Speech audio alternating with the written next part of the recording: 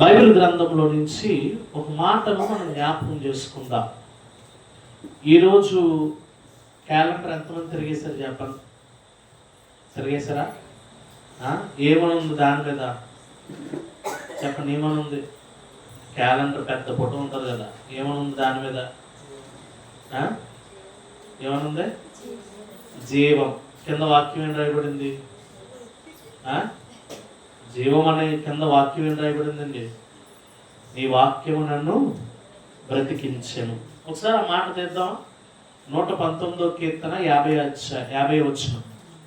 119వ కీర్తన 50 వచనాన్ని ఒకసారి మనం చదివి వాక్యంలోనికి వెళ్దాం.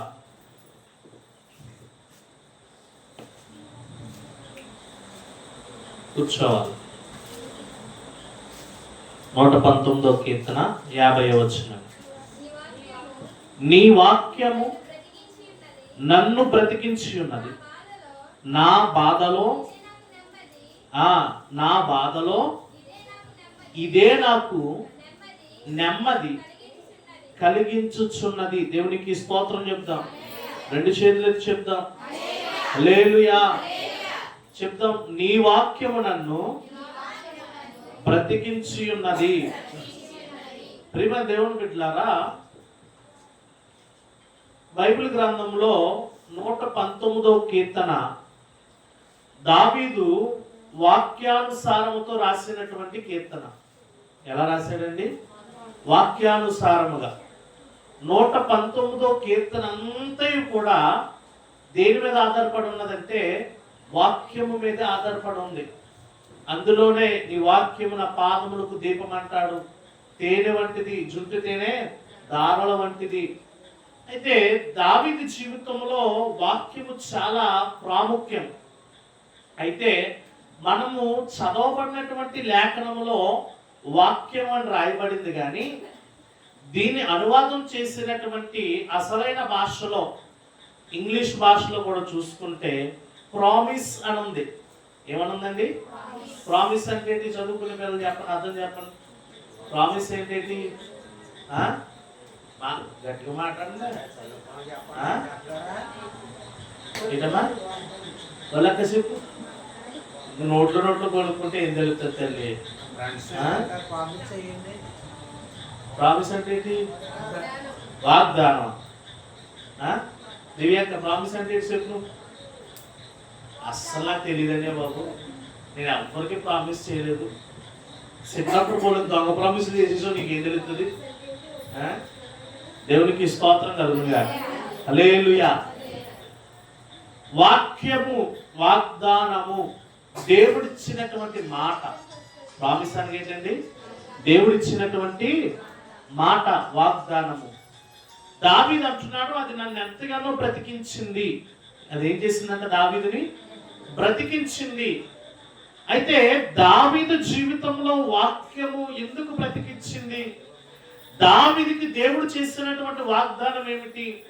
ప్రియమైన దేవుని బిడ్డలారా, ఒకానొక పరిస్థితుల్లో దావీదుతో దేవుడు 7 వాగ్దానాలు చేశాడు. చాలా వాగ్దానాలు చేశాడు దావీదుకి.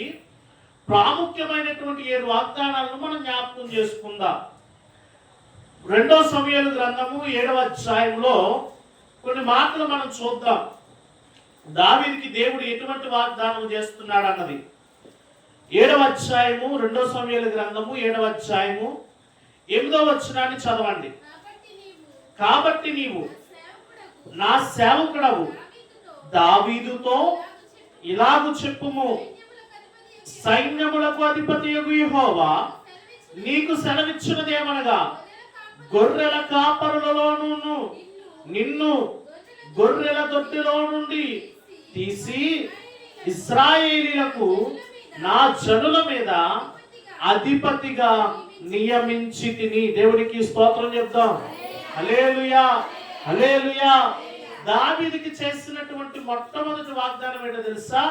నిన్ను ఇశ్రాయేల్ అందరి మీద ఎలా నియమిస్తాడంటున్నాడు? అధిపతిగా. చెప్పండి, ఎలా నియమిస్తాడంట? అధిపతిగా నియమిస్తాడంటున్నాడు. అంటే అధికారాన్ని చేకూరుస్తానంటున్నాడు, అధికారాన్ని ఇస్తానంటున్నాడు. ప్రియమైన దేవుని బిడ్డలారా, ఈ రోజు గమనించండి, దేవుడు ప్రతి వ్యక్తికి కూడా కుటుంబంలో ఒక అధికారాన్ని ఇస్తూ ఉంటాడు. అవునా కాదండి? సమాజంలోనే కాదు, కుటుంబంలో ఏం చేస్తాడు? ఒక అధికారాన్ని ఇస్తాడు. కారణం ఏంటంటే దేవుడు ఇచ్చినటువంటి వాగ్దానము. దానికి కారణం ఏంటి? దేవుడు ఇచ్చినటువంటి దావీదు పట్ల దేవుడికి ఉన్నటువంటి ప్రేమను బట్టి, దేవుడికి ఉన్నటువంటి మనస్సును బట్టి దావీదుకి ఇచ్చినటువంటి మొదటి వాగ్దానం ఏంటో తెలుసా? అధిపతిగా చేశాడు. కారణం ఏంటి? ఏ దినము కూడా దావీదు తను తాను హెచ్చించుకోలేదు, ఏ దినము కూడా తను గర్వపడలేదు. ప్రతి దినము కూడా తన తండ్రి అప్పు చెప్పినటువంటి, యెషయా అప్పు చెప్పినటువంటి గొర్రెలను మేపుకుంటూ ఆయా స్థలాల్లో దేవుని స్తుతిస్తూనే వచ్చాడు. దేవునికి స్తోత్రం కలుగును గాక. ఈరోజు ప్రేమ దేవుని బిడ్డలారా, ఎలాగా అధిపతిని చేశాడో తెలుసా? మొదటి సమూయేలు గ్రంథము 10వ అధ్యాయంలో రాయబడింది. మొదటి సమూయేలు గ్రంథము 10వ అధ్యాయము 1వ వచనాన్ని చదవండి. మొదటి సమూయేలు గ్రంథము 10వ అధ్యాయము 1వ వచనము. అప్పుడు సమూయేలు తైలపు పుట్టి పట్టుకొని సౌలు తల మీద తైలము పోసి అతను ముద్దు పెట్టుకొని, యెహోవా నిన్ను అభిషేకించి తన స్వాస్థ్యము మీద అధిపతిగా నియమించి ఉన్నాడు అని చెప్పి ఇలాగూ సెలవిచ్చాను. దేవునికి స్తోత్రం కలుగుగా. హల్లెలూయా, హల్లెలూయా. దావీదు పట్ల దేవుడు ఏమిచ్చాడంట? అభిషేకపు అధికారాన్ని ఇచ్చాడు. ఎవరు ఇస్తే కొనుక్కుంది కాదు దావీదు యొక్క అధికారము. దావీదు వాగ్దానము ద్వారా దేవుడిచ్చినటువంటి అధికారం అది. ఏంటి అధికారం అంటే? రాజు అనేటువంటి అధికారము. దేవునికి స్తోత్రం చెప్దాం. దావీదు జీవితంలో రాజు అవ్వటానికి గల అర్హత ఏది కూడా లేదు. బలమైన వాడా? కాదు. జ్ఞానమైన వాడా? కాదు. కొన్ని కండబలం ఏమనుందా? లేదు. ప్రియమైన దేవుని బిడ్డలారా, పోనీ మొదటివాడు యోగ్యుడా? కాదు. కుటుంబంలో కడసటి వాడు. అందరి దృష్టిలో కూడా దావీదు ఎలా ఉన్నాడంటే బలహీనుడుగానే ఉన్నాడు, కానీ దేవుడి దృష్టిలో మాత్రము వాగ్దానానికి అర్హుడుగా ఉన్నాడు. దేవునికి స్తోత్రం కలుగుగా. చాలా సార్లు సమాజంలో ఎవరైతే అర్హత కాదు అనుకుంటామో దేవుడు అటువంటి వారికి దేవుడు ఏమిస్తాడు చెప్పండి? అధికారాన్ని ఇస్తూ ఉంటాడు. నువ్వు ఏదైతే చేయలేవు అనుకుంటావో దేవుడు నిన్ను నిలబెట్టుకుని అదే చేయించుకుంటాడు. ఎందుకంటే దేవుడు వాగ్దానం మన పట్ల ఉంది కాబట్టి. దేవునికి స్తోత్రం కలుగుగా. సౌలు వచ్చాడు, తన తండ్రి దగ్గర నుంచున్నాడు, దావీదు తండ్రి దగ్గర. అయ్యా, దేవుడు నన్ను పంపించాడు, నీ కొడుకుల్లో ఒకరిని ఏం చేయమన్నాడు? అభిషేకించమన్నాడు. రాజుగా ఏం చేయమన్నాడు? అభిషేకించమన్నాడు. అభిషేకించమన్నప్పుడు ప్రియమైన దేవుని బిడ్డలారా, ఈ తండ్రి మొదటి కుమారుని గాకేశాడు, రెండో వాడిని గాకేశాడు, మూడో వాడిని గాకేశాడు, నాలుగో వాడిని గాకేశాడు. ఒకరి దగ్గర కండ్లు ఉన్నాయి అంటున్నాడు, ఒకరి దగ్గర విద్య ఉంది అంటున్నాడు, ఒకరి దగ్గర ధ్యానం ఉంది అంటున్నాడు. అబ్బాయి ఎవరు చెప్పినా కానీ దేవుడు ముందుగానే సమూయేలు కరాఖండితంగా చెప్పాడు. ఏంటో తెలుసా? నువ్వు వెళ్ళు, నేను నీతో మాట్లాడినప్పుడు ఆ వ్యక్తి నువ్వేం చేయాలా? అభిషేకము వచ్చిన ప్రతి ఒక్కరి మీద ప్రభువా అనేసరికి దేవుడు అన్నాడు, ఇతను కాదురా అన్నాడు. అయ్యా, ఇంతమందిని నేను చూశాను కానీ వీళ్ళెవరి మీద కూడా ఈ అభిషేకము దేవుడు ఇవ్వద్దంటున్నాడు. ఎవరయ్యా అసలైన వాడు అంటే, నాకు చిన్న కొడుకు ఉన్నాడు, ఆడు గొర్రెలు మేపుకునేవాడు, అందరిలో చిన్నవాడు, పిలిపించు అతన్ని. వచ్చినప్పుడు దావీదు మీద సౌలు ఆ యొక్క తైలపు కొమ్మును పెట్టి ఏం చేశాడంట? అభిషేకించి అన్నటువంటి మాట ఏంటండి? యెహోవా నిన్ను అభిషేకించి ఏం చేశాడంట? అధిపతిగా చేశాడు. దేవునికి స్తోత్రం కలుగుగా. ఈరోజు దేవుడు వాగ్దానం ఎవరైతే పొందుకుంటారో వారు దేవుడి దృష్టిలో ఎటువంటి వారు తెలుసా? అధిపతులుగా నియమించబడతారు. దేవునికి స్తోత్రం కలుగుగా. దేవుడి పరిచయంలో అధిపతులుగా, పాటలు పాడే విధానంలో అధిపతులుగా, ప్రార్థించే విధానంలో అధిపతులుగా, ప్రవచించే విధానంలో అధిపతులుగా, దర్శనం కలిగే విధానంలో అధిపతులుగా. కానీ ఇవన్నీ కూడా అధిపతులుగా నువ్వు ఉండాలంటే, లేదా నీకు ఒక అధికారం ఉండాలంటే నీ దగ్గర ఉండాల్సింది ఏంటో తెలుసా? దేవుని యొక్క వాగ్దానము పొందుకునే వారిగా ఉండాలి. దేవునికి స్తోత్రం కలుగుగా. ఏం పొందుకోవాలండి? దేవుని వాగ్దానము. దావీదు పట్ల దేవుడిచ్చిన మొదటి వాగ్దానం ఏంటంటే, నిన్ను అధిపతిగా నియమిస్తున్నాను. ఎలా నియమించాడంటండి? అధిపతిగా నియమించాడు. అధికారాన్ని అనుగ్రహించాడు. రాజు అవ్వడానికి ఏ అర్హత లేదు. కానీ దేవుడు ఆ అర్హతలు అనుగ్రహించాడు. దేవునికి స్తోత్రం కలుగుగాక. హల్లెలూయా. కొన్నిసార్లు మన దగ్గర ఏ అర్హత ఉండేది దేవుడు మనల్ని ఎదుటి వాళ్ళకి పెట్టే స్థితిలో ఉంచుతున్నాడు. దేవునికి స్తోత్రం కలుగుగాక. మనం ఏమైనా అర్హులమా? ఒకసారి పూటకే తిండి తిన్నాక మన దగ్గర ఉండదు. అలాంటిది 2 పూటలు ఎదటోళ్ళకి ఎట్టే కృపస్తున్నాడు దేవుడు. దేవునికి స్తోత్రం. కారణం ఏంటంటే దేవుడు వాగ్దానము. కారణం ఏంటండి? దేవుడు ఇచ్చినటువంటి వాగ్దానము. దేవుడు వాగ్దానం మన పక్షాన ఉంటే మనం ఏదైనా చేయగలడు దేవుడు. దేవుడు వాగ్దానం మన పక్షాన ఉంటే జనుడు మాటలు దేవుడు ఎన్నైనా అనుకుంటాం, మనల్ని ఎన్నైనా తిట్టుకుంటారు. కానీ దేవుడి దృష్టిలో వాగ్దానము పొందిన వారిగా మనం ఉండాలి. దేవుడికి స్తోత్రం కలుగుతారు. ఎలా ఉండాలండి? వాగ్దానము పొందిన దావీదు ఎలా ఉన్నాడో తెలుసా? వాగ్దానం పొందిన ఏమనంటే అధిపతిగా, ఇశ్రాయేలు అందరు ప్రజల్ని పాలించడానికి రాజుగా, అభిషిక్తుడిగా. ఈ అభిషేకం ఎంత గొప్పగా పనిచేస్తుందంటే తన సహోదరి అయినటువంటి సెరూయ కూడా 3 కుమారులను తీసుకొచ్చి ఎక్కడెట్టింది? దావీదు దగ్గరే ఉంచింది. దేవునికి స్తోత్రం కలుగుతుంది. దేవుడి అభిషేకం యొక్క అధికారము కానీ వాగ్దానము కానీ నీ దగ్గర ఉంటే ప్రియమైన దేవుని బిడ్డలారా, అనేకులను దేవుడు ఎక్కడ తీసుకొస్తాడు తెలుసా? నీ పాదాల దగ్గర తీసుకొస్తాడు. దేవునికి స్తోత్రం కలుగుతుంది. ఎవరి దగ్గరికి వెళ్ళాల్సిన పని లేదు. ఎవరి దగ్గరికి కూడా వెళ్ళవలసిన పని లేదు. కానీ ఆయన వాగ్దానం మాత్రం పొందుకోవాలి. ఆయన ఇచ్చిన వాగ్దానాన్ని పట్టుకుని దేవుడి దగ్గర బ్రతిమాలాడుకుంటూ ఉండాలి. దేవునికి స్తోత్రం కలుగుతుంది. ఆయన తగిన కాలం ముందు నువ్వు హెచ్చిస్తానన్నాడు. దేవునికి స్తోత్రం. దావీదుకి దేవుడు అంటూ ఉన్నాడు ఆయన యొక్క అధిపతిగా నియమిస్తాడంట. దేవునికి స్తోత్రం. అదే అధ్యాయంలో 9వ వచనంలో అంటున్నాడు. 2వ సమూయేలు గ్రంథం 7వ అధ్యాయం 9వ వచనంలో ఎలా అంటున్నాడు? నీవు పోవు చోటునెల్లను నీకు తోడుగా నుండి. దేవునికి స్తోత్రం కలుగుగా. 2వ వాగ్దానం ఏంటండి? ఎలా ఉంటాను అంటున్నాడు? తోడుగా. దావీదు వెళ్ళే ప్రతి చోట కూడా దేవుడు ఎలా ఉంటాను అంటున్నాడు? తోడుగా ఉంటాను. నువ్వు ఒంటరి వాడువు కాదు. నువ్వు ఒంటరి వాడివి కాదు. దావీదు యొక్క జీవితంలో మనం చూస్తే గొర్రెలు మేపుకున్నప్పుడు దేవుడు తోడున్నాడు. ప్రియమైన దేవుడు మేపుకుంటున్నప్పుడు ఏమొచ్చింది అంట? ఎలుగు వంటి సింహము 2 కలయికలో ఉన్నటువంటి జంతువు వచ్చిందంట. వచ్చినప్పుడు ధైర్యంతో దేవుడు తోడున్నాడు కాబట్టి 2 దవడలే పట్టుకుని ఏం చేశాడంట? చీల్చేశాడు. కాస్త కొంచెం పెద్దవాడయ్యాడు. అదే గొర్రెలు మేపుకుంటూ ఉన్నాడు.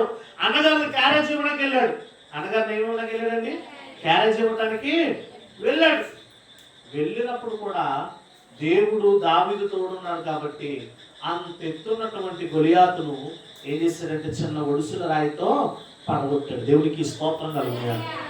తర్వాత మనం చూసుకుంటే 1వ సమూయేలు గ్రంథము 18వ అధ్యాయం 14 నుంచి 16 వచనాలు కనుక చదువుకుంటే సమయం లేదు, ముందుకు వెళ్తున్నాను వినండి. ప్రియమైన దేవుడు బిడ్డలారా, సౌలు గుహలోకి శత్రువులను పంపిస్తూనే ఉన్నాడు. వచ్చే ప్రతి శత్రువు కూడా దావీదుకి ఎలా మారిపోతున్నారు? మిత్రులుగా మారిపోతున్నాడు. దేవునికి స్తోత్రం కలుగుతాడు. అంటే సౌలు పంపించినంత సేపు కూడా, శత్రువులు తరుగుతున్నంత సేపు కూడా దేవుడు దావీదుతో ఎలా ఉన్నాడంటండి? తోడుగానే ఉన్నాడు. కారణం ఏంటంటే ఆయన వాగ్దానము చేశాడు. దేవునికి స్తోత్రం కలుగుతాడు. నేను నీకు ఎలా ఉంటాను? తోడై ఉంటాను. నువ్వు వెళ్ళి చోటునెల్లా. దేవుడు ఇంటికాడ ఉన్నప్పుడే తోడుంటాను, చర్చిగాడ ఉన్నప్పుడే తోడుంటాను అలా నువ్వు వెళ్ళు చోటునెల్లా. నువ్వు ఎక్కడెక్కడికి వెళ్తున్నావో, ఎటువంటి చీకట్లో ఉన్నావో, ఎటువంటి భారములు ఉన్నావో, ఎటువంటి వేదనలు ఉన్నావో, ఎటువంటి కష్టంలో ఉన్నావో, ప్రతి చోట కూడా దేవుడు మనకిచ్చిన అమూల్యమైన వాగ్దానం ఏంటో తెలుసా? నేను నీకు తోడై ఉన్నాను. దేవునికి స్తోత్రం చెప్తాను. 2 చేతులు హల్లెలూయా.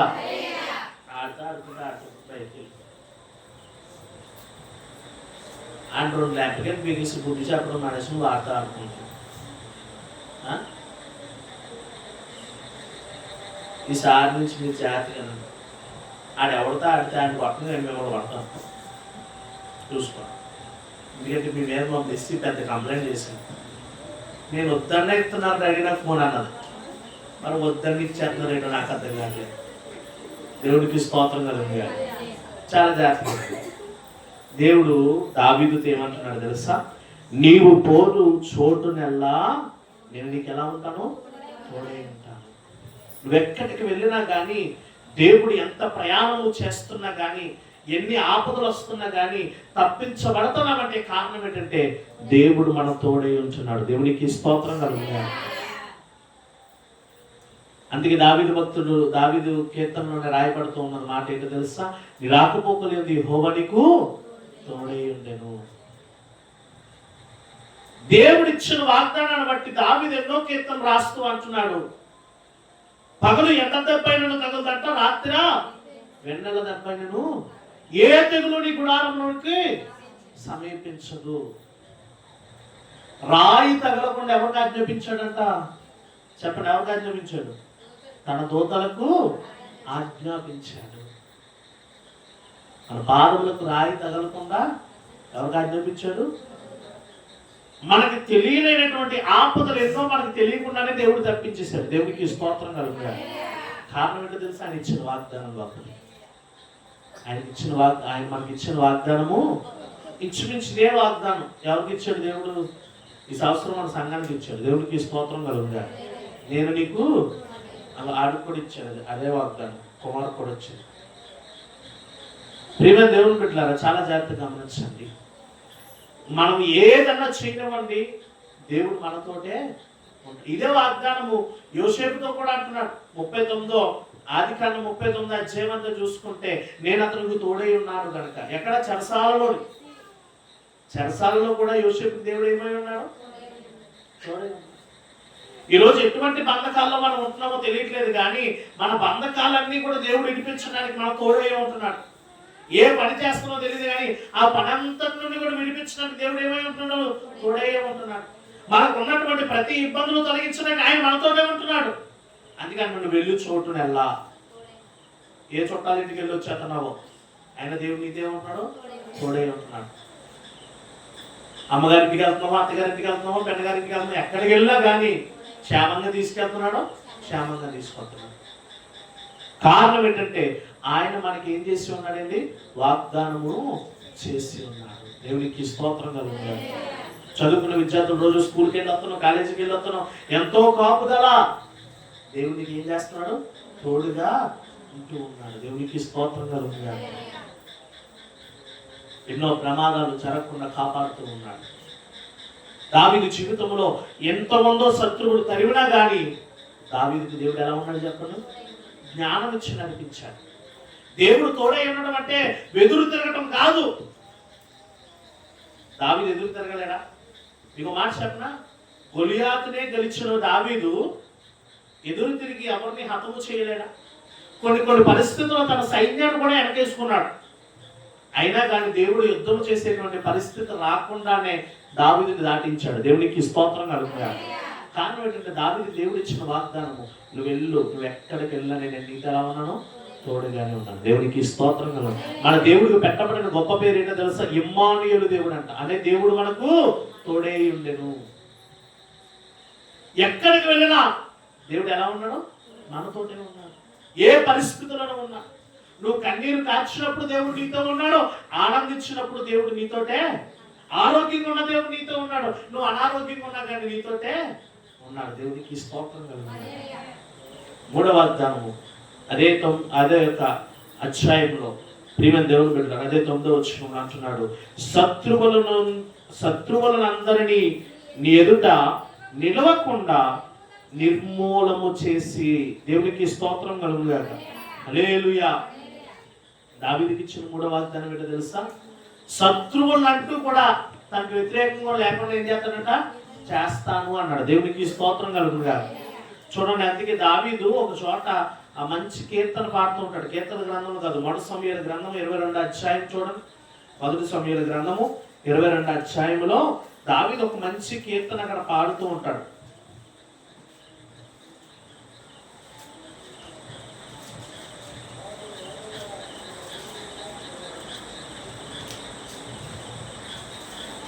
క్షమించండి, 2 సమూయేలు గ్రంథం 22వ అధ్యాయం 1వ వచనంలో ఎలా ఉంటది? యెహోవా తాను సౌలు చేతిలో నుండి తన శత్రువులందరి చేతిలో నుండి తప్పించిన దినమున దావీదు ఈ గీత వాక్యములను చెప్పి యెహోవాను స్తోత్రించెను. దేవునికి స్తోత్రం కలుగునుగా. అంటూ అన్నాడు, యెహోవా నా శైలమా, నా కోట, నా రక్షకుడా, నా దుర్గమా, నేను ఆయనను ఆశ్రయించుదును.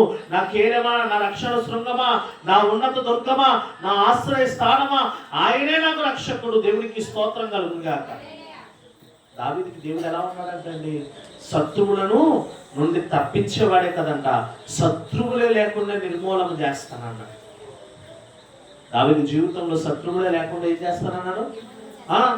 తన నాన్నగారు ఈర్ష్య పడిపోయి స్వార్థంతో తను తరివేసినప్పుడు, సౌలు తరుగుతున్నప్పుడు తను పరిగెడుతూనే ఉన్నాడు. కానీ దావీదు ఎందుకు చంపలేదో తెలుసా మీకు? ఒకనొక పరిస్థితుల్లో తన సహోదరుడు కొడుకు అంటాడు, యోవాబో అమ్మేనియో మొత్తం మీద ఒక అతను అంటాడు, తన సెరూయా ముగ్గురు కుమార్తెలు ఒకడు దావీదుతో పాటు ఉంటాడు. దావీదుకి బుద్ధి చెప్పాలి సౌలుకి అని చెప్పి ఒక ప్రాంతంలో సౌలు గుడారం వేసుకుని పడుకుంటాడు. తను ఈటట్టుకు వచ్చేస్తాడు. ఈటట్టుకు వచ్చేసినప్పుడు దావీదుతో ఈ కూడా ఉన్నటువంటి సహోదరుడు కుమారుడు అంటాడు, మా రాజా, ఒక్క మాట సెలవిచ్చావంటే ఈటి చేంజ్ చేస్తాను, వీడి గుండెల్లో దింపేస్తాను. ఎక్కడ? సౌలు గుండెల్లో. ఎవరు లేరు, నిద్దట్లో ఉన్నాడు సౌలు. దింపేనా దింపేచ్చు దావీదు. కానీ దావీదు సౌలు జోలికి ఎందుకు వెళ్ళాలో తెలుసా? కారణం ఏంటో తెలుసా? అభిషేకం కలిగిన వాడు కూడా ఎదుటి వ్యక్తి అభిషేకం ఉందని భయపడ్డాడు. దేవునికి స్తోత్రం కలుగుతాడు. కారణం ఏంటంటే దావీదు తెలుసు, దేవుడు ఒక మాట ఇచ్చాడు, నాకు విరోధంగా రూపించబడిన ఏ ఆయుధమును వర్ధిల్లింప చేయడు. నాకు విరోధంగా ఉన్న శత్రువులను అందరినీ కూడా దేవుడు ఏం చేస్తారన్నాడు? నిర్మూలము. పగ తీర్చుకోవడం మన వంతు కాదు. మీకు అర్థమవుతుందా? పగ తీర్చుకోవడం మన వంతు కాదు. ఎవరైనా ఏదైనా చేశారనుకోండి, దొరకకుండా ఉంటుంది ఏంటి? నన్ను ఇంత ఏడిపించింది, నాకు దొరకకుండా ఉంటుందా? నాకు దొరికిన రోజు నాడు ఏం చేస్తాను?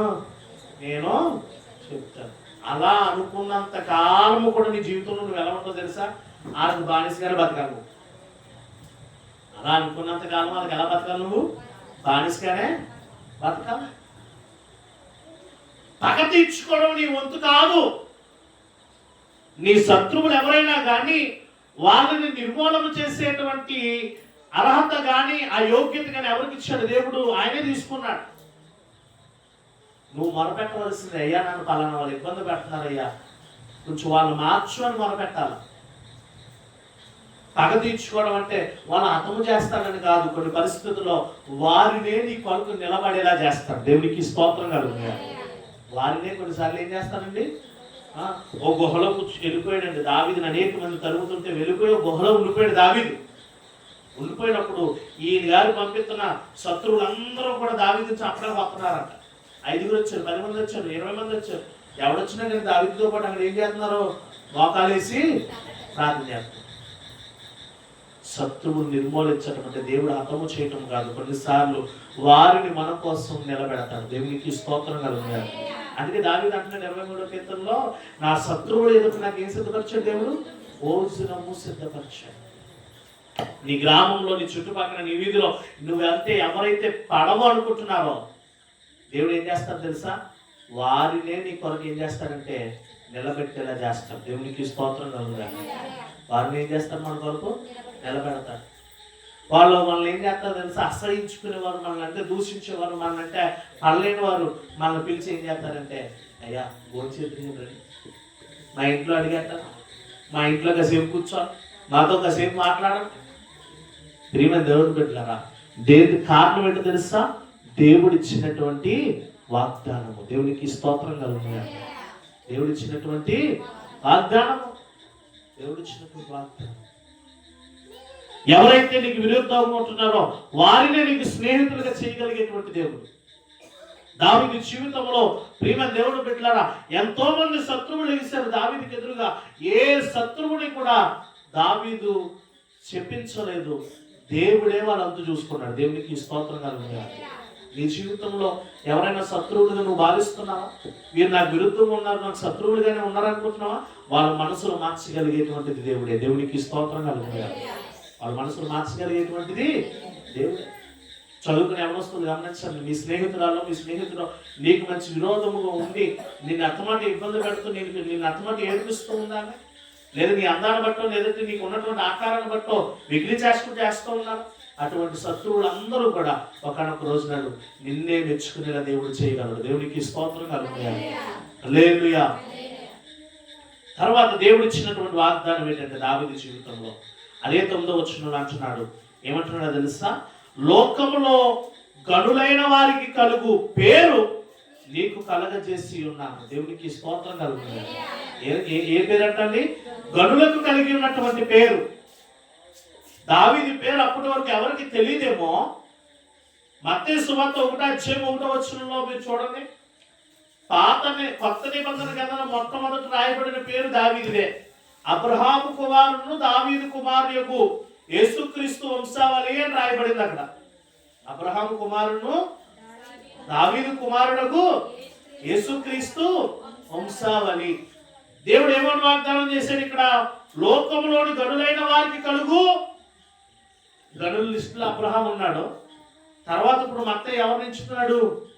దావీదుని ఎంచుతున్నాడు. దేవునికి స్తోత్రం కలుగుతున్నాడు. ఘనమైనటువంటి పేరు ఎప్పుడు తెస్తాడంటే దేవుడు దేవాలది. ప్రియమైన దేవుడు వీళ్ళ సామెతలు అంటే మంచి పేరు సంపాదించుకున్నట గొప్ప విషయం.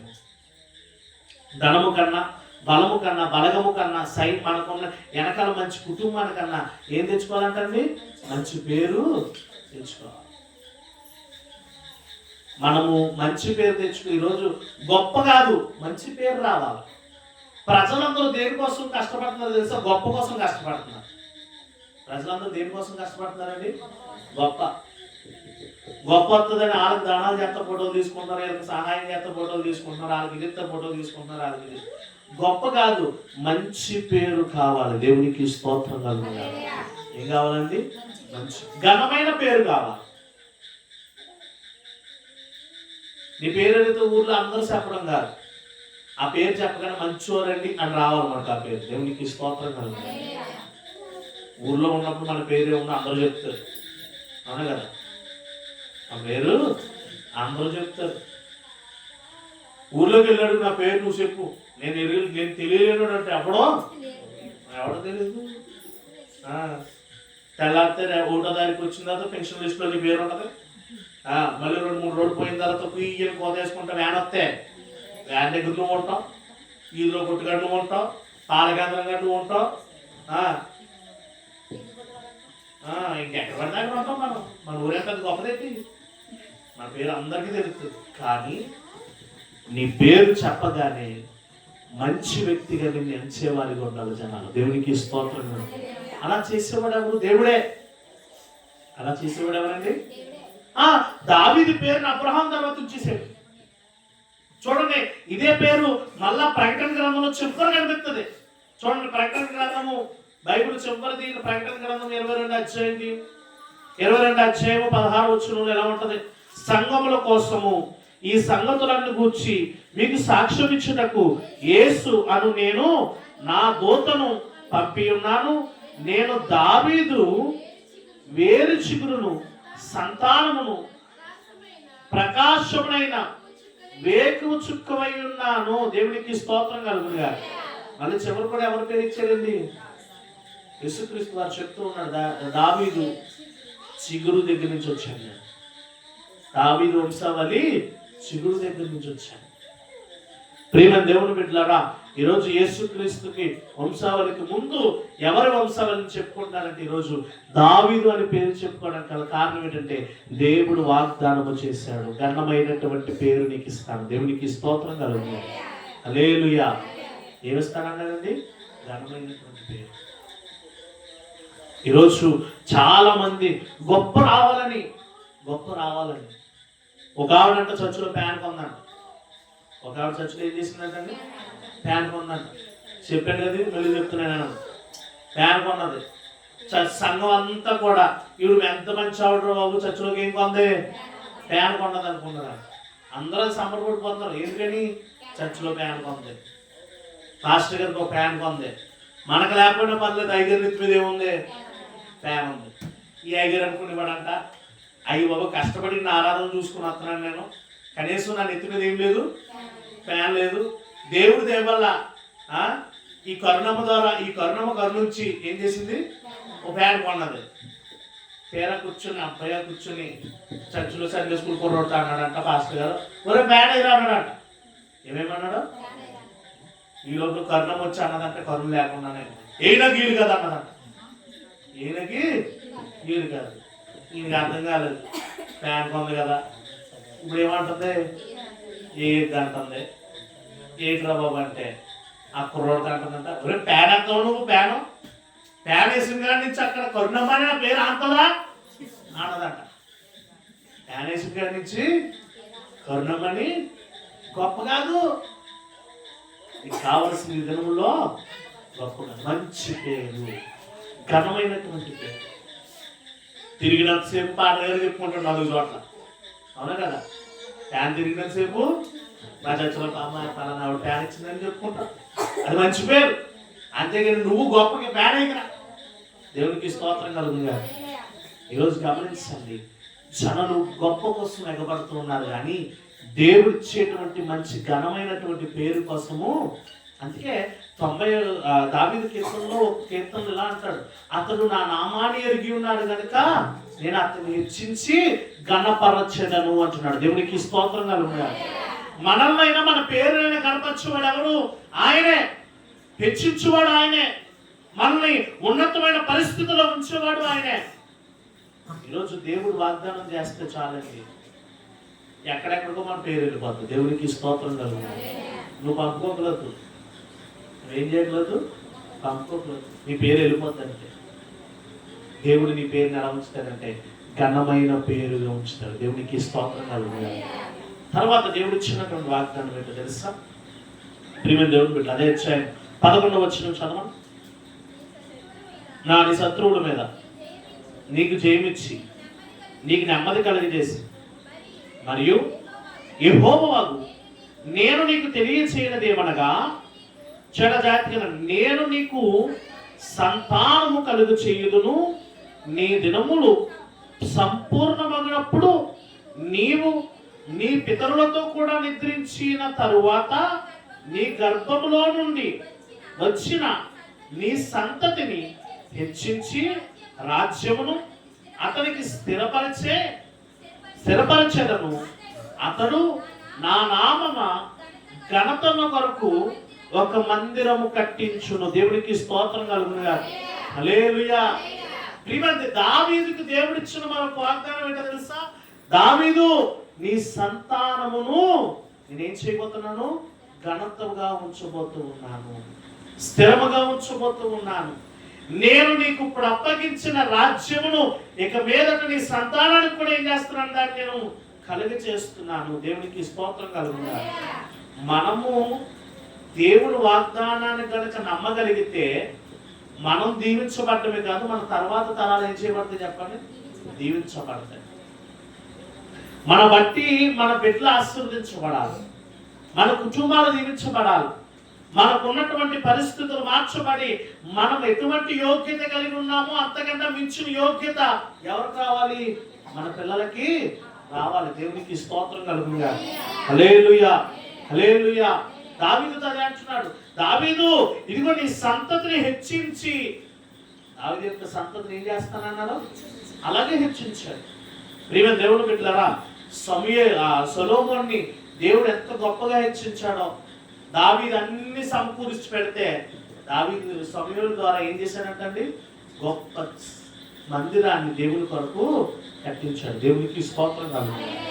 గొప్ప మందిరాన్ని దేవుడి కొరకు, నా పేరులో ఒక మందిరం, అది మీ కుమారుడు. అది ఎవరు? కుమారుడు. దేవుడిచ్చిన వాగ్దానం ఎన్ని అవతోకలు వచ్చినాయో దావీదు జీవితంలో. ప్రియమైన దేవుని బిడ్డలారా, ఒకడైతే దావీదు మీదకే తిరగబడిపోయాడు. కొడుకు ఏమైపోయాడు? దావీదు మీదకే తిరగబడ్డాడు. దావీదునే చంపేయాలనుకున్నాడు రాజు అనేటువంటి అధికారం కోసం. దేవుడు ఇవ్వాలండి ఏదన్నా కానీ, మనం సంపాదించుకోవాలనుకోకూడదు. ఇది దేవుడు ఏం చేయాలి? మనకి అనుగ్రహించాలి. దావీదుకి ఇచ్చినటువంటి వాగ్దానము, ప్రియమైన దేవుడు పెట్టాడు. కొడుకు పుట్టాడు, చచ్చిపోయాడు. కారణం ఏంటి? అది దావీదు అవిధేయతే. దావీదు చేసిన పాపానికి జీతంగా శిక్షణ ఇచ్చేసాడు. తర్వాత దావీదు ఎప్పుడైతే ప్రభువా నీ కరుణ యుద్ధించు, నేను తప్పు చేశానని ప్రాయశ్చిత్తం పడ్డాడో, వెంటనే ఏం చేశాడంటే సొలొమోనుని ఇచ్చాడు. దేవునికి స్తోత్రం కలుగుతాడు. సొలొమోను ఎంతగానో దీవించాడు దేవుడు. సొలొమోను ఎంతగానో ఆశీర్వదించాడు. సొలొమోను అంటండి ప్రియమైన దేవుని బిడ్డలారా, తను జీవితంలో తను దేని కోసం అడగలేదు కానీ, అయ్యా నా తండ్రి ద్వారా నువ్వు ఇచ్చినటువంటి రాజ్యాన్ని పాలించడానికి నాకు ఏం కావాలి? జ్ఞానము. ఎంత హెచ్చించాడంటే తన సంతానాన్ని. ఈరోజు సొలొమోను అటువంటి జ్ఞానవంతుడు బైబిల్లోనే కదా, భూలోకంలో ఎవడు కూడా లేడంట. దేవునికి స్తోత్రం కలుగుతుంది. ఈరోజు మనము దేవుని వాగ్దానాన్ని కనుక నమ్మితే మన తర్వాత తరము కన్నా జ్ఞానవంతులు దేవుడు ఈ లోకంలో ఎవరిని కూడా చెయ్యడు. దేవునికి స్తోత్రం కలుగుతుంది. ఈరోజు మనం ఏం చేయట్లేదంటే దేవుడు మనకు చేసిన వాగ్దానాన్ని నమ్మట్లేదు. మన బిడ్డలను దేవుడి సన్నిధికి తీసుకురావట్లేదు.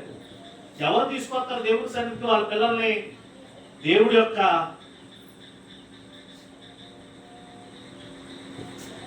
యొక్క వాగ్దానాన్ని ఎవరైతే నమ్ముతారో వారే ఏం చేస్తారు చెప్పండి? పిల్లల్ని దేవుడి సన్నిధిలో ఉంచుతారు. దేవునికి స్తోత్రం కలుగుతుంది. ఈరోజు మనం ఏంటంటే దేవుడి ఎంత విశ్వాసం లేదు మనకి. ఎవరి ఎంత విశ్వాసం లేదు? పాటగారికి ఎవరికి చెప్పుకుంటారు పడాపాట ఇంటికి నువ్వే వస్తావులే ఏంటి అది ఎక్కడ కూర్చోబడుతుంది ఇంటికా? ఆ జీవితాంతం కూడా దేవుడి సన్నిధిలో వద్దాడు కానీ ఆయన గడే కూర్చుంటాడు.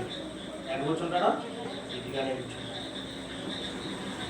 చేయకుండా పని చేస్తాడు. ఇంటికి వెళ్ళేటప్పుడు ఏంటి నువ్వు ఏం చేయాలా? దెబ్బలు తట్టుకోవాలి. ఏం తింటాడు అప్పుడు? దెబ్బలు తట్టుకోవాలి. ఒకసారి ప్రియమైన దేవుని పెట్టాడు ఒక ఆవిడంటే ఇలాగే జరిగిన సంగతి చెప్తున్నాను జాగ్రత్తగా. ఒక ఆవిడంట వాళ్ళ కొడుకు నా కొడుకు అంత ఉంటాడేమో ఉంటే నువ్వేమొస్తావు లేదా అంత దూరం నేనే నడిచి వెళ్ళబోతున్నాను అని ఇంటికాడ నుంచి వచ్చేసిందంట. ఏం చేసిందంట? ఇంటికాడ నుంచి వచ్చేసింది.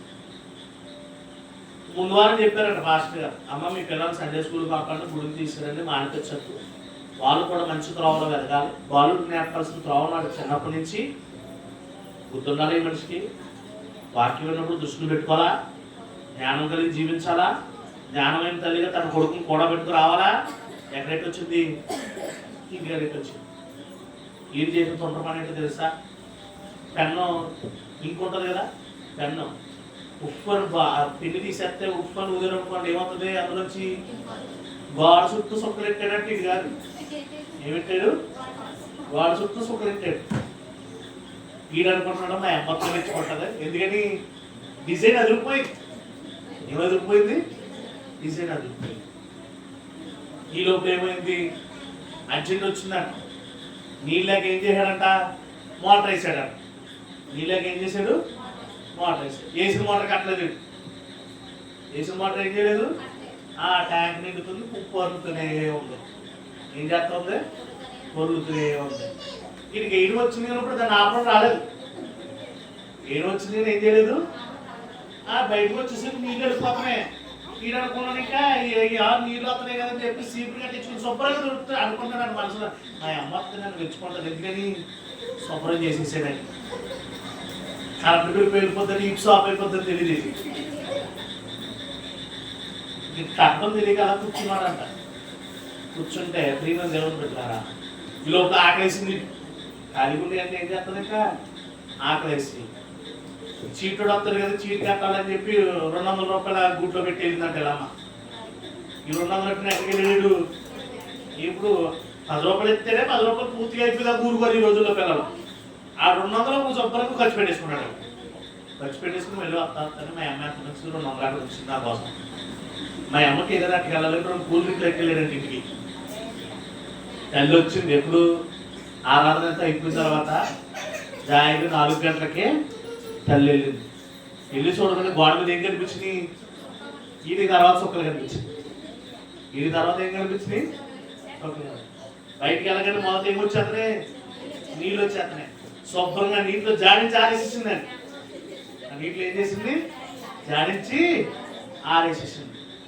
ఇంట్లోకి వెళ్ళిన తర్వాత ఈ వేడి మీద వేడి, అమ్మాయి ఇంతంతా చేసేది కొట్టేవు కానీ తిట్టావు కానీ నీకోసం మంచి పని చేశారన్న. ఏంటంటే 2 కూల్ డ్రింక్లు అట్టుకొచ్చాడమ్మా. కూల్ డ్రింక్ ఎక్కడైనా ఊళ్ళో 200 పెట్టాం కదా, నా కోసం పెట్టాం అనుకున్నాను. బయటికి కట్టేసింది, 4 దెబ్బలు వేసేసి బాధపడుతుంది. ఏం చేస్తుంది? బాగానే ఉంది కానీ ఒకసారి ఆలోచించండి. సేవకులు చెప్పిన రీతిగా తన కుమారుని కనుక దేవుడి సన్నిధికి తీసుకువెళ్ళి ఉంటే ఇన్ని సంఘటనలు జరుగుతాయి అక్కడ. పైగా దేవుడు కూడా వెక్కిరించబడడండి. నువ్వు చేసిన కోసం నువ్వే పడాలన్నట్టుగా నీ చేతులారా నీ కొడుకు నువ్వేం చేసావు? కొట్టావు. నీ చేతులారా నువ్వేం చేసావు? కొడుకుని.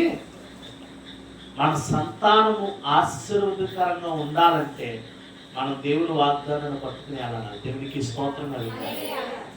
మన సంతానం ఆశీర్వాదకరంగా ఉండాలంటే ఏం పట్టుకుని వెళ్ళాలా? దేవుని పట్టుకుని వెళ్ళాలి. దేవుని వాగ్దానం పట్టుకుని. దేవుని వాగ్దానం చేస్తే దావీదుకి ఏమంటున్నాడు? అయ్యా, గొప్పగా చేస్తానయ్యా నీ సంతానాన్ని. నీ సంతానాన్ని ఏం చేస్తాను? హెచ్చిస్తాను. నీ సంతానాన్ని ఏం చేస్తాను? సొలొమోను మహారాజుని ఎంత గొప్పగా హెచ్చించాడు. తను రాసినటువంటి పరమగీతాలైనా, తను రాసినటువంటి ప్రియమైన దేవుడి బిడ్డల సామెతల గ్రంథమైనా కానీ మీరు చదువుకోండి, ప్రసంగి గ్రంథమైనా చదువుకోండి. ఎంతో జ్ఞానంతో అంతర్జ్ఞానం సంపాదించిన కూడా ఏమంటున్నాడు తెలుసా? వ్యర్థము సమస్తము సూర్యుని కింద నరుడు పడుతున్న ప్రతి కష్టము కూడా వ్యర్థమే. క్రీస్తుని సంపాదించుకోలేనటువంటి జీవితము వ్యర్థమే. ఈరోజు మన పిల్లలు జ్ఞానవంతులు అవ్వాలంటే దేవుని యొక్క వాగ్దానాన్ని పట్టుకుని మనం వేలాడాలి. దేవునికి స్తోత్రం కలుగుతారు. హల్లెలూయా. తర్వాత అదే యొక్క ప్రియమైన దేవుని బిడ్డలారా 15వ వచనంలో చూడండి, 6వ వాగ్దానము దావీదుకి ఇస్తూ ఉన్నాడు. నిన్ను స్థాపించుటకై నేను కొట్టివేసిన సౌలునకు నా కృప దూరమైనట్లు అతనికి నా కృప దూరము చేయను. దేవునికి స్తోత్రం కలుగుగా. హల్లెలూయా. ఏమంటున్నాడు? నేను కృపను దూరము చేయను. దేవుడిచ్చిన గొప్ప వాగ్దానం ఏంటంటే ఆయన కృప మనతో ఉంది. అందుకే దావీదు తన కృపను ఎంతో అనుభవించాడు కాబట్టే 139వ కీర్తన అనుకుంటాను, ప్రియమైన దేవుని బిడ్డలారా, రాస్తూ ఉంటున్నాడు. అది చాలా గొప్ప కీర్తన. అది 139వ కీర్తన.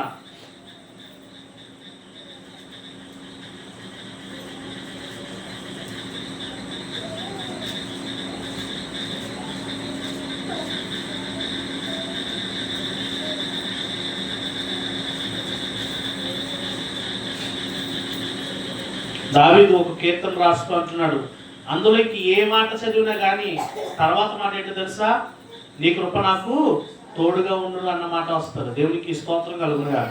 హల్లెలూయా, హల్లెలూయా.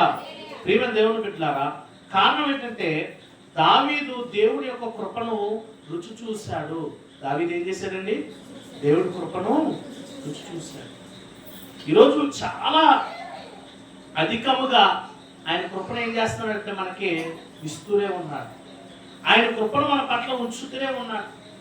అనేక పరిస్థితుల్లో దేవుడు ఆయన కృపను మనకి ఇచ్చి మనం ఏం చేస్తున్నాడంటే నడిపిస్తూనే ఉన్నాడు. ఈరోజు అటువంటి కృప మనకున్నదంటే అది దేవుడు మనకి ఇచ్చినటువంటి భాగ్యము. దేవుడికి స్తోత్రం కలుగుతారు. హల్లెలూయా. ఈరోజు మనం చాలా జాగ్రత్తగా గమనించాలి. ప్రియమైన దేవుని బిడ్డలారా, ఆయన కృప చాలా ఉన్నతమైనది మన పట్ల. మనం ఎన్ని తప్పిదములు చేసినా కానీ ఆయన కృప ఏం చేస్తుందంటే మనల్ని తప్పిస్తూనే కాపాడుతూనే ఉంటుంది. అందుకే కదా అపోస్తులైనటువంటి పౌలు అంటున్నాడు, ఆయన ఉచితమైన కృప చేత మనం ఏం చేయబడ్డామంట? రక్షణ పొందితిమి. దేవునికి స్తోత్రం కలుగుతారు. దేని చేత అంటండి? ఆయన ఉచితమైన కృప చేత. 118వ కీర్తన ఆయన రాస్తూ ఉంటున్నాడు. చూడండి, యెహోవా దయాళుడు, ఆయన కృప నిరంతరము ఉండును. దేవునికి స్తోత్రం కలుగుతారు. ఆయన కృప ఎలా ఉంటుందంటే నిరంతరము. ఆ కృప ఆగేటువంటి కృప కాదు, మనం విడిచిపెట్టేటువంటి కృప కాదు.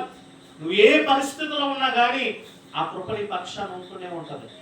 అందుకే మొట్టమొదటి నేను సేవకు వచ్చిన తర్వాత, వాక్యం చెప్పడం మొదలెట్టిన తర్వాత, మొట్టమొదటి నా వాక్య పరిచయంలో మొట్టమొదటి ఆన్లైన్ ప్రార్థనలో నేను చెప్పిన వాక్యం ఏంటంటే, కృప ఉంది లేని గర్వపడద్దు, కృపను ఏం చేసుకోవాలా? సద్వినియోగము. దేవుడిచ్చే కృపను సద్వినియోగం చేసుకోవాలి. ఇది కృపాకాలం అంటారు కొంతమంది. ఆ కృపాకాలం ముగిసిపోయిన తర్వాత శిక్ష తప్పదు. కృపాకాలం ముగిసిపోయిన తర్వాత శిక్ష ఏమవుదండి? తప్పదు. ప్రియమైన దేవుని బిడ్డలారా, ఈరోజు మా అబ్బాయి వచ్చి టీచర్ నన్ను కొట్టింది. టీచర్ ఏం చేసింది? కొట్టింది. ఎందుకు కొట్టింది అని అడిగారు. ఇంకో చాలా గట్టి కొట్టింది. నీకు చెప్తుంది ఏంటి ఇప్పుడు?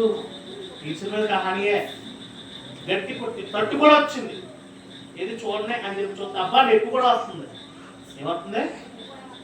ఎందుకని అడిగాను. పెండింగ్ వర్క్ పూర్తి చేయలేదండి. ఎవరు పూర్తి చేయలేదు? నిన్న కాకుండా 2 రోజులు సెలవు వచ్చింది.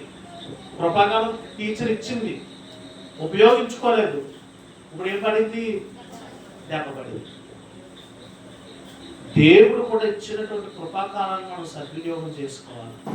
అలా సద్వినియోగం చేసుకున్న వారు ఎవరో తెలుసా? దావీదు. దేవునికి స్తోత్రం కలిగింది. దావీదు పాపము చేసి నాతాను ప్రవక్త చెప్పిన మాటను బట్టి కొంతకాలం వరకు దేవుడిచ్చిన కృపలో బ్రతికాడు, సద్వినియోగం చేసుకున్నాడు. కాబట్టి దేవుడు తిరిగి సొలొమోను మహారాజుని తిరిగి అనుగ్రహించాడు. దేవునికి స్తోత్రం కలిగింది. దేవుడిచ్చినటువంటి కృపను వ్యర్థము చేసుకోకూడదు మన జీవితంలో. తర్వాత చివరి మాట, చివరి వాగ్దానము 29వ వచనం చూడండి. అదే 20 సమయాల గ్రంథం 7వ అధ్యాయము 29వ వచనంలో ఎలా అంటూ ఉన్నాడు? దావీదు అంటున్నాడు, దయచేసి నీ దాసుడైన నా కుటుంబాలను నిత్యము నీ సన్నిధి ఉండినట్లుగా దానిని ఆశీర్వదించుము. యెహోవా నా ప్రభువా, నీవు సెలవిచ్చి ఉన్నావు, నీ ఆశీర్వాదము నుండి నా కుటుంబము నిత్యము ఆశీర్వదించబడును గాక. ఆమేన్. దేవునికి స్తోత్రం చెప్తాం. హల్లెలూయా. అందరూ చెప్పండి, మా కుటుంబాలు నిత్యము ఆశీర్వదించబడును గాక. మా కుటుంబాలు నిత్యము ఆశీర్వదించబడును గాక. దావీదు అంటున్నాడు, దేవుని యొక్క ఆశీర్వాదం తన మీద ఉన్నాయి కాబట్టి, అయ్యా నీ కృపచేతను ఇచ్చిన ఆశీర్వాదాలు మా కుటుంబం పట్ల ఉంచు. దేవుని ఆశీర్వాదాలు ఎక్కడ ఉన్నాయంటండి? దావీదు యొక్క కుటుంబం మీద కూడా ఉన్నాయి. ఈరోజు దేవుడు వాగ్దానం ఇస్తే మనకన్నా గొప్పగా మన కుటుంబాన్ని ఏం చేస్తారు చెప్పండి? ఆశీర్వదిస్తారు. నువ్వు ఎప్పుడు చూడలేనటువంటి ఫలాలు నీ కొడుకుల జీవితంలో, నీ కూతురు జీవితంలో, నీ కోడళ్ళు, నీ అల్లుళ్ళు, మనవళ్ళు, మనవరాల జీవితంలో నువ్వు చూస్తావు. కారణం ఏంటంటే దేవుడికి ఎప్పుడు వాగ్దానం చేశాడు. దేవునికి స్తోత్రం. దేవుడు ఏం చేశాడు? ఎప్పుడో వాగ్దానం చేశాడు. ఎన్నో వాగ్దానాలు నీ పక్షాన్ని దేవుడు చేశాడు. ఆ వాగ్దానాలన్నీ కూడా దేవుడు ఎలా ఉంచుతాడు? ఆశీర్వాదకరంగా మార్చిపోతాడు. దేవునికి స్తోత్రం కలుగుతాడు. ఆశీర్వాదకరంగా ఉంచుతాడు, దీవెనకరంగా ఉంచుతాడు. ఈరోజు మనం ఏం చేస్తామంటే ఈ ఆశీర్వాదాలు పొందుకోవాలని ఆశ లేదు మనకి. ఈ కుటుంబానికి వచ్చే ఆశీర్వాదాలు పొందుకోవాలని ఆశ లేదు మనకి. దేవుడు వాగ్దానం చేస్తే ఆయన అంటే నమ్మదగిన వాడు. దేవునికి స్తోత్రం కలుగుతాడు. ఆయన ఎవరంటండి? ఈరోజు దావీదుకి చేసిన 7 వాగ్దానాలు. మొదటి ఏంటండి? అధిపతిగా చేస్తానన్నాడు. చెప్పండి. మొదటిది అధిపతిగా చేస్తాను. రెండవది దావీదుకి తోడై ఉంటానన్నాడు. మూడవది శత్రువులు లేకుండా నిర్మూలన చేస్తానన్నాడు. నాలుగవది చెప్పండి, నాలుగవది అతని పేరును గొప్ప చేస్తానన్నాడు. ఐదవది ఏమన్నాడు తెలుసా? నీ పుట్టుబోయే సంతానాన్ని హెచ్చిస్తాను అన్నాడు. ఆరవది ప్రియమైన దేవుని బిడ్డలు అంటూ ఉన్నాడు, నా కృపను నీకు ఇస్తాను అంటున్నాడు. నీ కృపను ఎన్నటికి నీ పట్ల నేను ఇచ్చిన కృపను ఎన్నటికీ తీయను అంటున్నాడు. ఏడవది కుటుంబాల మీద ఏముందంట? ఆశీర్వాదము. ఈరోజు దేవుడు అందుకే దావీదు అంటూ ఉన్నాడు, దేవుని బట్టి నీ వాక్యము నన్ను బ్రతికించాను. నువ్వు ఇచ్చిన వాగ్దానం నన్ను ఏం చేసింది? అధికారిగా చేసింది. నువ్వు ఇచ్చిన వాగ్దానము నా ఎడల శత్రువులు లేకుండా చేసింది. నువ్వు నాతో ఉన్నావు కాబట్టి ఎన్నో యుద్ధాలు నేను జయించాను. నువ్వు నాతో ఉన్నావు కాబట్టి నా పేరును గొప్ప చేసావు. నువ్వు నాతో ఉన్నావు కాబట్టి నాకు పుట్టబోయే తలాలను దీవించావు. నువ్వు నా తలాన్ని ఆశీర్వదించావు. నువ్వు నాతో ఉన్నావు కాబట్టి దావీదు అంటూ ఉన్నాడు, నీ కృప ఎంతో నిరంతరము ఉండేటువంటిది. నువ్వు నాతో ఉన్నావు కాబట్టి నా కుటుంబాన్ని నువ్వేం చేసావు? ఆశీర్వదించావు. ఇవన్నీ చెప్తూ దావీదు ఒక మాట అంటాడండి, నాకు చాలా ఆశ్చర్యం అనిపిస్తుంది. ఇంత వాగ్దానం దేవుడు చేస్తే అదే కీర్తనలో దావీదు 18వ వచనం నుంచి అంటూ ఇలా అంటున్నాడు, అయ్యా ఇంతగా నీవు నన్ను హెచ్చించుటకు నేనెంతటి వాడను, నా కుటుంబము ఇది. దేవునికి స్తోత్రం కలుగుతుంది.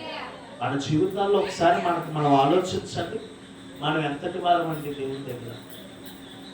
దేవుడు మనం దీవించడానికి ఏ పాత్రలో దేవుడు మనల్ని ఆశీర్వదించడానికి ఎటువంటి సామర్థ్యం మన దగ్గర ఉందని దావీదు అదే అంటున్నాడు, నేను ఏ పాటి వాడినయ్యా, నన్ను ఎంతగా దీవించాను, నన్ను ఎంతగా వాగ్దానం ఇచ్చి ఆశీర్వదించిన, నా కుటుంబం ఏ పాటిది. నువ్వు ఇచ్చే వాగ్దానాలకు మనం అర్హులము కాదు, కానీ దేవుడు పిలిచాడండి.